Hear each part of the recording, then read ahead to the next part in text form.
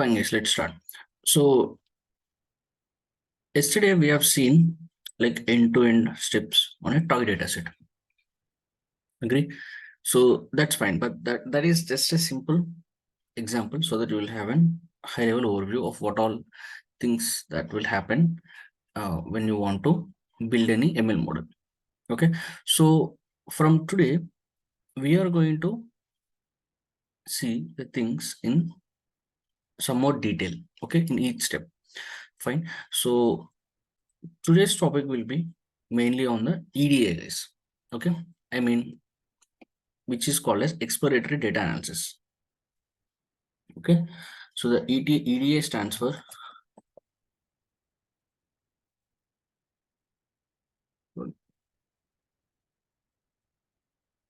data analysis. Okay, so let's start, guys.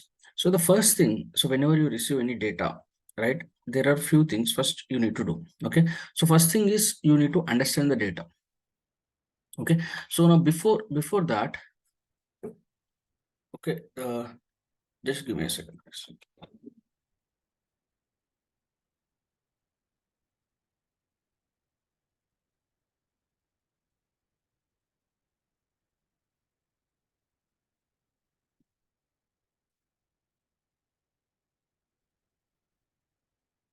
Yeah. So whenever you receive any data, fine. The first thing is you need to have some decent understanding about the data from technical point of view. Agree?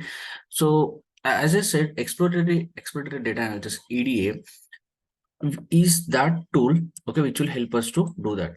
But the point over here is, okay, there are no fixed boundaries in EDA. That means you need to do only this, or you need to do this next, this. Okay, there are no step-by-step procedure, or also there are no starting and ending points of EDA. Okay, so it just depends on the type of data and also your requirement and the actually how the data is present. I mean, how many numerical columns are there? Okay, if you are having more numerical columns, then you need to use more methods, okay, to find out the relations between that. Okay, if you are having like more categorical, then there will be some other methods. Okay, in some cases you might need to do more and more plotting. Okay, in some cases you might not to do much plotting. Agree? If the data is having missing values, then obviously you need to handle those. Okay, but directly if the data is perfectly all right, obviously you can skip that step. Fine. So there will be like different steps based upon the data. Okay, as we will see going forward. Okay, so but EDA will help us definitely so to have some basic understanding on what type of data and what is each column behavior is like. Okay, so now to understand the data, okay, so first thing is it is always helpful to ask some basic questions about the data. Okay, so whatever we are going to see over here, fine. So I don't think anything will be very new to you guys, because EDA is what? EDA is not any new concept. It is just a combination of what all things which we have already discussed in our previous modules, like in the NumPy, Pandas, mainly visualization. Okay, so over there we have studied them as modules. Fine. So in NumPy we studied few concepts. Okay, so for example, if I just show you, if I go to, yeah, so here NumPy we discussed few videos. In Pandas we have seen 7, or Matplotlib, Seaborn. Fine. So we have studied as an end-to-end modules. Fine, what all things that are possible in these modules. Fine. So but now we are going to use these functions, okay, or concept which you have studied over there in the EDA. Fine, but how many you are going to use, what all you are going to use, as I said, it depends upon the data. Okay, as for the requirement we are going to use. Fine. So but it will be interesting because you will see the practical application of what all you studied in the previous modules. Okay, fine. So now coming to the first thing, yeah, so we need to ask some basic questions, guys. Okay, this is very simple step. Okay, but definitely it will give you some understanding. Okay, so for this let's see some example. Yeah, so let's say just give me a second. Yeah, so let me take the Titanic data set. Okay, so yeah, I think as I said, all these functions are very basic functions, but because we are specifically speaking about EDA, right, so we need to once again go through this. Okay, so I think we are all familiar with the Titanic data set. Fine. So we have seen in which section, guys? Pandas. I think pandas, right? So we have seen in pandas section. Fine. So where you need to predict whether a particular passenger is survived or not based upon different columns, like which class and what is his sex, what is his age, okay, what is his fare, okay, etc, etc. Fine. So whenever you get any data set, the first thing you obviously do is df.head. Okay, and before that you are going to read it, if at all, if it is in the CSV, and I said 99% of the time you will be getting the data in the CSV format only. Okay, so after that, you the first thing you're going to do is to have a glimpse of the data set. Okay, so head obviously will give you the first 5 rows, and you can have some look at it. You can give a look at the data set. Okay, so after that, shape obviously will give you number of rows and number of columns. Fine, 8, 9, 12. Okay, so as I said, see, you need to see at the size, shape, missing values, duplicates, if there are any correlations. Okay, these basic stuff you need to do. Okay, so for that, shape will give you obviously what is the number of rows and columns. Okay, info will give you information about different columns. Over here, if you see, it is giving you column name, non-null content, and also data type. Fine. So from this itself, you can understand if there are any null values in any of the given columns. Okay, so here clearly the overall columns rows is 891, but if you see age, it is having less than 891. Cabin, agree, and also embarked. Okay, it's having less than 891 rows. That means they're having some missing values. Agree. And it's also telling you that how many float values are there, columns, integer columns, and object columns, right? And memory, etc, etc. Suppose that one of the main important and very frequently used function is this, guys. Okay, to find out the null values. Okay, df dot is null dot sum. When so from here directly you can see age is having 177, cabin is having extremely high number of missing values, and embarked is having 2 missing values. Okay, and next obviously you will have df dot describe. Okay, yeah, these are all pandas functions which you have seen. Okay, but as I said, these are the mostly basic functions which we use when we do any EDM. Okay, df dot describe will give you for only the numerical columns, guys, only for the numerical columns, because if you see, name is a categorical column that you cannot see it over here. Okay, describe will only focus on the numerical columns, and it will give you all the statistics which you have studied. Okay, mean, max, median, so 25th percentile, etc, etc. Fine. And after that, there is also important to see if there are any duplicate rows. Okay, so df dot duplicate dot sum will give you the number of duplicate rows. Here you don't have any.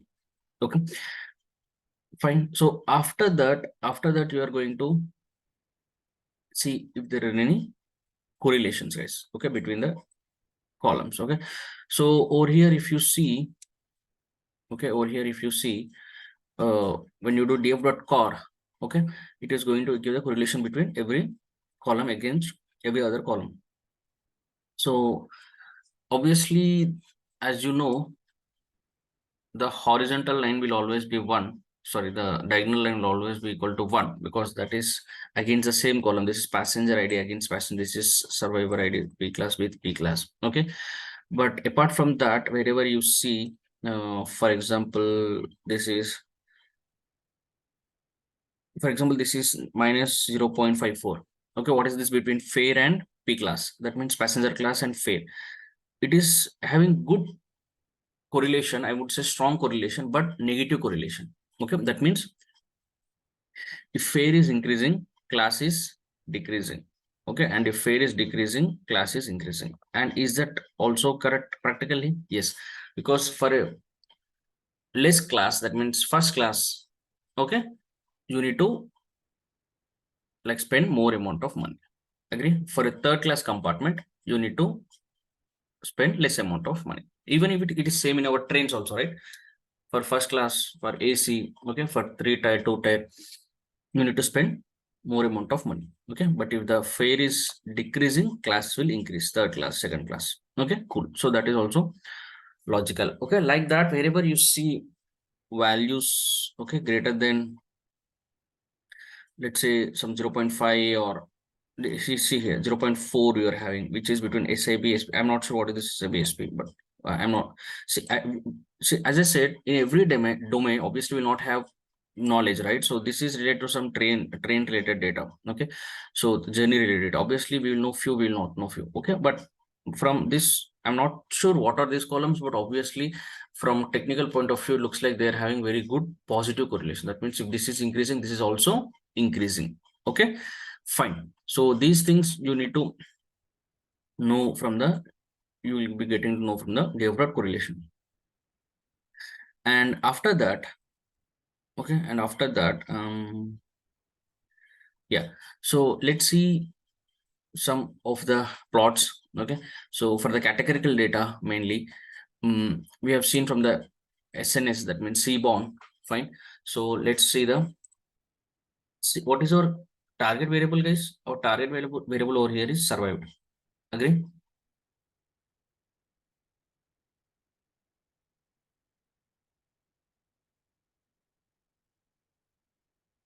Okay, the target variable over here is survived. Okay, so in this target variable, how many categories are there? There are two categories, 0 and 1. Okay, so now let's try to see a count plot. Okay, so over here if you see the count plot, how to draw a count plot, guys? We have seen all these details, functions in detail in the seaborne. Okay, so SNS, the way how you import seaborne is, import seaborne as SNS and SNS dot count plot. Okay, and X equal to survived. Okay, survived column on which data set? On this data set DF, it is survived. Agree? And this is a plot. As you can see, 0 is how many? 549 and 1 is 342. Looks like many people died. Agree? So out of 891 persons, so mostly 0 are not survived. That means 549 people they died. Okay, and 342 people they lived. Agree? Cool. So after that, you can see some other plots like sns.con plot, X equal to P class.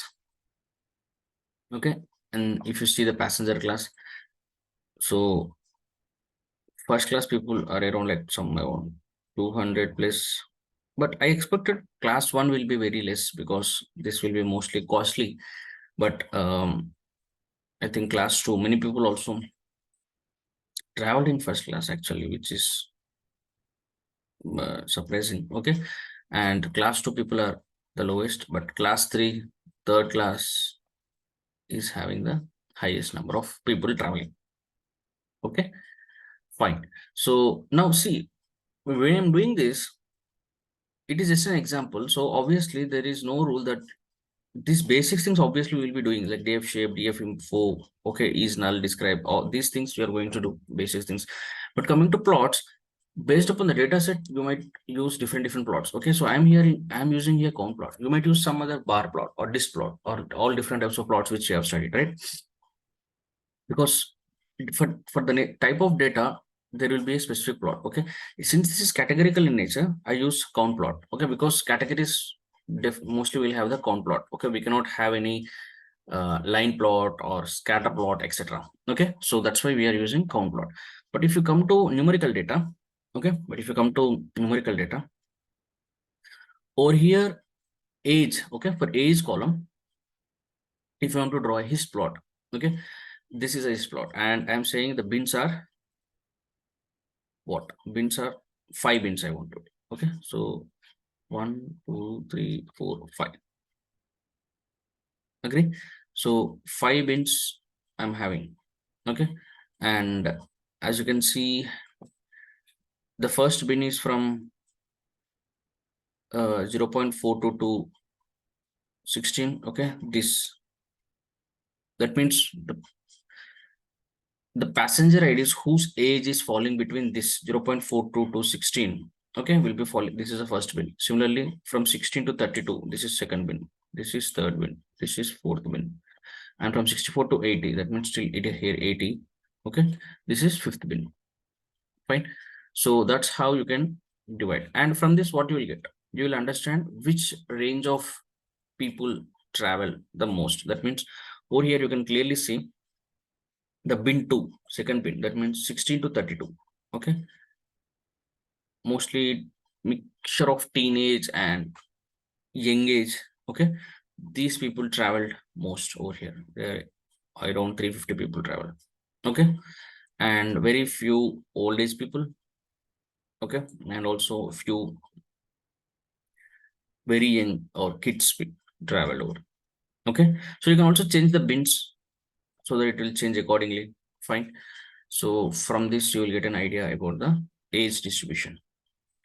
And after that, we have also seen for the numerical data, you can also use some other plot called as dist plot. Dist plot, okay, which is also called as distribution plot. Agree, guys? So when you do SNS.dist plot and pass the age, you will get something like this. Okay, so it will also draw a distribution plot. Agree? And you can also use a box plot. Fine. So you can also use a box plot. Fine. So see, that's what I'm saying. So there will be lot more graphs which you have discussed. Fine. So you might ask a question. So how we will know like which plot we will be using? Okay. So there will be some basic, at least at the high level, you will have a basic clarity that which graphs will work for numerical, which graphs will work for categorical. Okay. And now coming into numerical, again, there are so many plots. Okay. So among this, which one you should use? Fine. So usually there is no hard and fast rule, guys. You should use only this graph or that graph. Okay. So usually we will try with different graphs. Okay, for each column we will explore with different graphs. Okay, so that we are going to, I think we are going to see it in much more detail in our next session called as feature engineering, where we will try to take each individual feature and we'll try to do some engineering stuff over there. Okay, so over there I will show you an example. Okay, but still even here also, so as I said, like it depends upon the column. Okay, since this is numerical column, so see, I'm using histogram also, I'm using list plot also, I'm using box plot also. Okay, so you can use as many number of graphs as possible, so that because each graph will give you a different story about the column, right? So it is always recommended to use maximum number of plotting. Okay, so that you will have the understanding from different point of views. Okay, fine. So yeah, so as you can see, it's a box plot. So looks like there are some outliers over here. Okay, so I hope you remember box plot concept. So if I just want to statistics, quantiles. Yeah, so you remember this diagram, right? Quantiles Q1, Q2, Q3, IQR, this Q3 minus Q1, right? Min, max, lower boundary, upper boundary, how to find out the outliers with example we have seen, right? So now you don't need to do all this directly. Box plot will give you these things. Okay, so just use a box plot. So here it is saying the upper bound is around 65, and above those, these are the outliers. Okay, fine. So after that, there are some basic functions, minimum, max. Okay, and there's also skew. Okay, so skewness, it is having a bit skew. It's not perfectly normal distribution. Okay, because in a perfectly normal distribution there will not be any skewness. Okay, so I hope you remember all those things, guys, stats things, because EDA is nothing but stats. 90% of 80% of the things I would say stats, and remaining 20 will be plots. Okay, so stats splits plus plots will be your EDA. Okay, so what all things you have studied in stats, don't forget those. Okay, so over here, skewness. So I think we have studied skewness somewhere.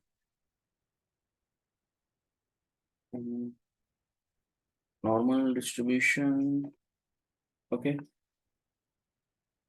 it should be somewhere, but I hope you remember those. Agree? So it's a perfectly symmetric will be a normal distribution. Okay, but if you are having something like this, right skewed, left skewed. Agree? So I hope you remember these images. Fine. So over here, obviously, this is not a perfectly normal distribution. It is having some sort of skewness, and that it is, you can find it over here. It's having 0.3% skewness. Yeah, I remember we studied in the kurtosis. Okay, skewness and so normal skewness and kurtosis. Okay, so over here this is a positively skewed, this is a negatively skewed. Fine, cool. So those things you can understand. So see, for one column, we have done all this stuff so that we understood few things. We understood what are the outliers. We understood it is not a perfectly normal thing. Okay, we understood which range of people are traveled to the most. And obviously this min max, you can directly get it from the discrete function also, but you can specifically do here, and also skewness also you got. Okay. So these are the basic EDA steps which we have given. But as I said, this is not the end, or this is not where you need to stop. Okay. So what all functions which you have studied, you can explore with all of those. Okay. I will also try to share some of the EDA notebooks, guys, like with the lot different types of EDA functions which we have used. Okay. I will try to discuss few in the class, and also will share few with you. Okay. So that you can go through and let me know if there are any questions. Okay. So that, see, the more you expose to the code, the better you will become with the you will become with the EDA, guys. Okay. So because when I was also studying initially, so I used to have this doubt. Fine. So like what function I should use now? Okay. So why, see, for this Titanic, obviously I am taking an example. I'm showing count plot. Okay. But for your, let's say you're working on some other agricultural related crop related data set, there you don't need to use count plot. Okay. So that is possible. Some other plot which you are using in your data set, I might not need that at all. Okay. So that is also possible. So now what is a way to have good understanding about EDM? So to have 360 degrees view.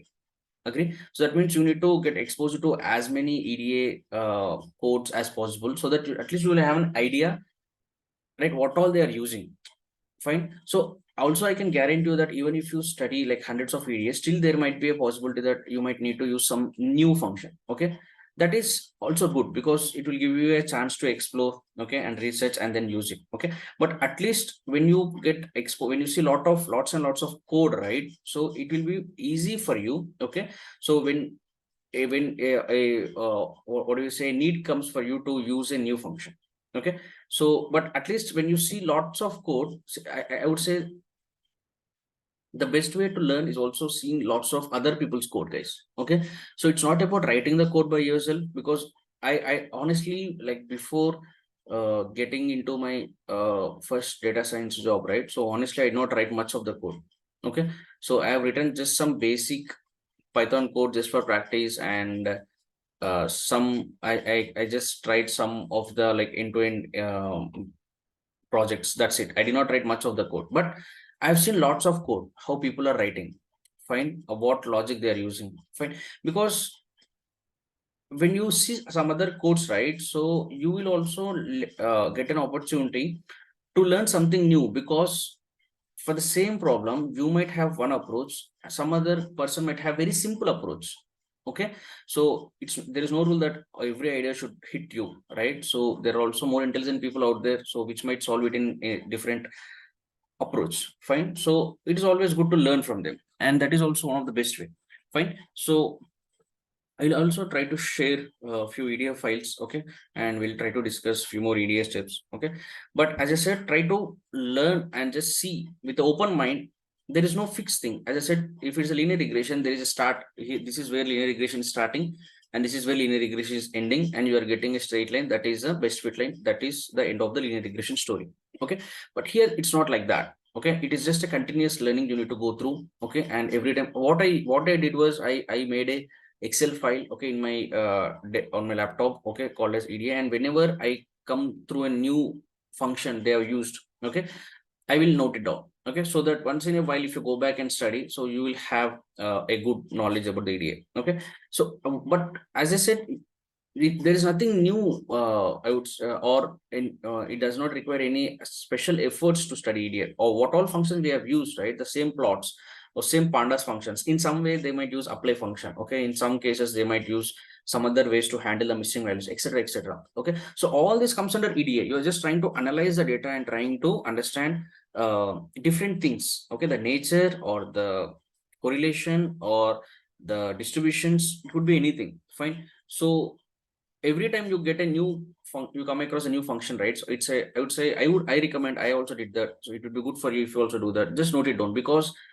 over this period of time, right? So starting from today, if you start learning today, fine. So if you see lots of code, you'll come across lots of functions. Okay, and once you work on some other projects, you will see some other code, and after that, if you work on some real-time stuff, you'll see some other code. Okay, so it's better to make a note of all these functions, any new functions you come across, right? So that you will have everything at one place. Okay, so yeah, I would say that's regarding EDA, basic EDA concepts. Okay, so and after that, if you see, if let's take some other example, okay, regarding EDA, and we'll see what all we can do. Okay, for example, we have seen the tips data set.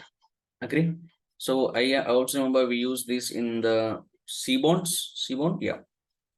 So where we have the data like it is details from the visits to a particular restaurant. Okay, so who visited, it's a male or female, what is the tip, total bill, did he smoke, what day, time, and how many people visited. Okay, cool. So on this tip, and also we have this Titanic data set. Okay, let me. Okay, and also we are having from sns.load. See over here, if you see, there are some data sets which are readily available in the Seaborn itself. Okay, so over here, if you see, we are having tips readily available, so you can load it from load data set. Okay, and flights you are having readily available. Okay, so but Titanic is not available, that's why you're loading from more local. Okay, so like that. Now let me just load this. Flights are available. Okay, fine, and iris is available. Agree? Fine. So over here, coming to next level of EDA, fine. So you can employ different types of graphs, guys. Okay, so if it is numerical and numerical, we can go for the scatter plot. Fine. So over here, we have seen all this. I know we have seen all these things in the specific section of Seaborn. Okay, but from the EDA point, let's try to see it again. Okay, so if you're focusing on the numerical, okay, comparing numerical column against numerical column, the total bill and tip. Okay, both are numerical columns. Okay, so over here you can draw a scatter plot. It will just simply scatter the data points over the space, 2D space. Fine. So to do that, sns.scatter plot, and what are the columns you need to mention? Okay, and hue. What is hue, guys? Can someone help me to remind? Is it color or what?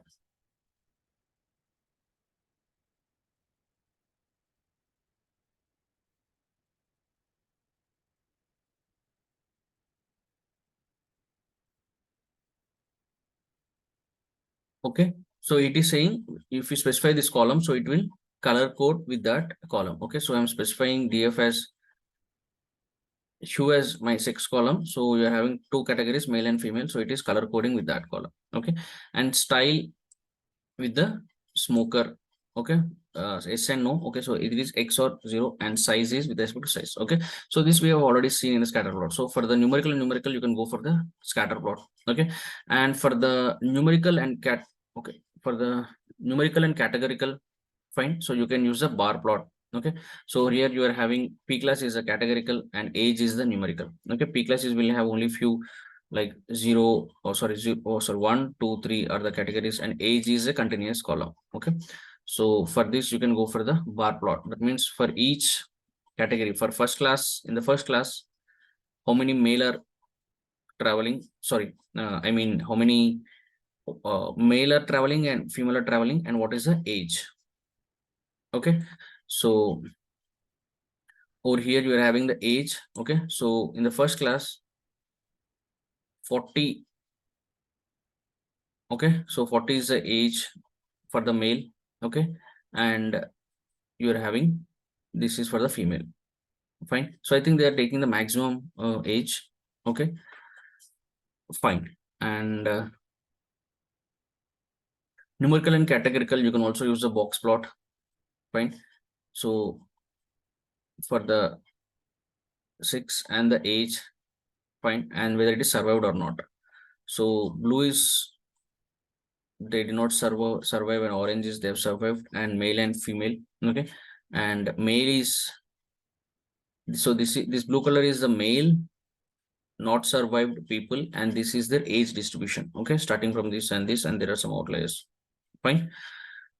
So similarly, we can also have the disk plot for the people who have survived or not survived. Agree? And then you can also have the heat map. Okay, for the categorical and categorical, you can have the heat map. Fine. So what does heat map do? So it will tell you what's the count. Okay, for P class and survive. Okay, so let's say what is this? This one is uh second class people who have not survived. Okay, 2 comma 0 second class who have not survived. Okay, so how many are there? So this color, if you check it over here, so it falls somewhere here, over here. Okay, and in this color 3 comma 0, that means third class people who have not survived. Okay, so it comes over here. Okay, that means very high people, and that is also logical. That means most of the third class people, they have died. Okay, and if you see, this is pitch black 1 comma 0, that means first class people who have not survived is very, very less. Okay, very, very less. That means most of the people, they have lived. Okay, fine. So those things you can understand from the heat map, and also group by we have seen. And for categorical, you can also use a cluster map. Okay, so cluster map will also say give you the same thing. Okay, for example, here I'm saying PR can survive. Okay, so this is a heat map scale. So over here also you will have 0 and 1 is a survive, and PR will have ranging values from like it has 2, 1, 2, 3, 4, 5, 6. Okay, so same thing goes for this also. This is for PR class 1, and this is 0. Not survived PR class 1. This is survived PR class 1. And based upon the color code which you see over here, okay, you can understand how many people were falling into this. Okay, fine. Because we have seen all this in detail in the different modules. I'm not going into depth, guys. Okay, and main important point, you are having pair plot. Okay, so for the iris data set, if you see pair plot, just iris, if you just say pair plot and iris, it will consider all the possible combinations among these columns. Okay, and with this hue is species, that means our output column is species, so it will try to color code with respect to that. Okay, so and just to remind, in the pair plot, the diagonal column will always be a histogram. Okay, because this is with the column against itself. Okay, so there is no point in plotting the scatter plot. Okay, so you better will have some histograms. Okay, apart from this, every other plot will be scatter plots. Okay, and I remember we also seen with all different combinations. Like if you don't want scatter plot, you can also specify different type of plots, above diagonal, below diagonal, only diagonal. Okay, so all those are possible. Fine. So this is a pair plot for the iris data set. Agree. And coming to, also you have some simple line plot. Okay, so for the flights. Okay, so a SNS dot line plot will give you new year and age, passengers. Okay, a simple line plot. Agree. And same thing goes with the cluster map. We are also using with the flights. Okay, so you are using on a value equal passenger index month year. Okay, so over here if you see, yeah, year and month. Okay, so how many members they have traveled? For example, this is looking very dark. Okay, so on 1960 July, okay, very less people traveled. Okay, not sure why, but let's see the scale. Okay, not so sorry, not very less, very high people, because this light color is having more value. Okay, and pitch dark is having less value. Okay, so very light color in the sense 600 people. Okay, very high people travel in this year. Okay, and if you see some very dark, yeah, see, this is very dark. What is this? It's 1949 in the October. Okay, so very they have traveled very less. And also one thing you can observe here is, from this itself you can observe every year. Okay, so this is 1949. Okay, different months. Okay, this is 1950 next year. Okay, next year. Okay, so you can see it is becoming lighter and lighter, which also is logical. That means obviously every year, okay, every year the number of people who travel across the flights will obviously increase. Agree, of the income because of the income rise among the people, and because of more flights coming into picture. Okay, so every year there will be more and more people who starts flying. Okay, so that's why you can also see in the 1949 where there are very less number of people, that's why it's very dark. Okay, and you move on, as you move on, it becomes lighter and lighter. Okay, it becomes lighter and lighter. Okay, fine. So those things you can understand from the cluster map. Okay, yeah. Yes, guys. So those are the things, different plots, functions which you can use, okay, to have some basic EDA, I would say. Fine. So I suggest to spend most of the time on the EDA, guys. I'm going to share these two files, okay, right away. Okay, so you can explore. Fine. So I'll also try to show you a few more end-to-end EDA, I would say, functions. Fine. So once this is done, we are going to discuss next concept called as FE. It's called feature engineering, okay, which is not very different from the EDA. We'll also use some functions, but the main focus here is to take each column and understand it end to end. Okay, so take each column and understand end to end, and also consider group of columns and try to understand at a feature level. Okay, not as a group total data set level, but at a feature level. Okay, then you will understand which columns to use, which columns to not use. Okay, whether there is any need to mix two columns and create a new column, or whether it is there is any need to directly drop few of the columns. Okay, all those things we are going to do in the feature engineering section. Okay, fine. Yeah, that's all for today's class, guys. I would say there is nothing new we have discussed. Okay, but we have just uh, saw it from the EDA perspective. That's all. Okay. Any doubts, guys?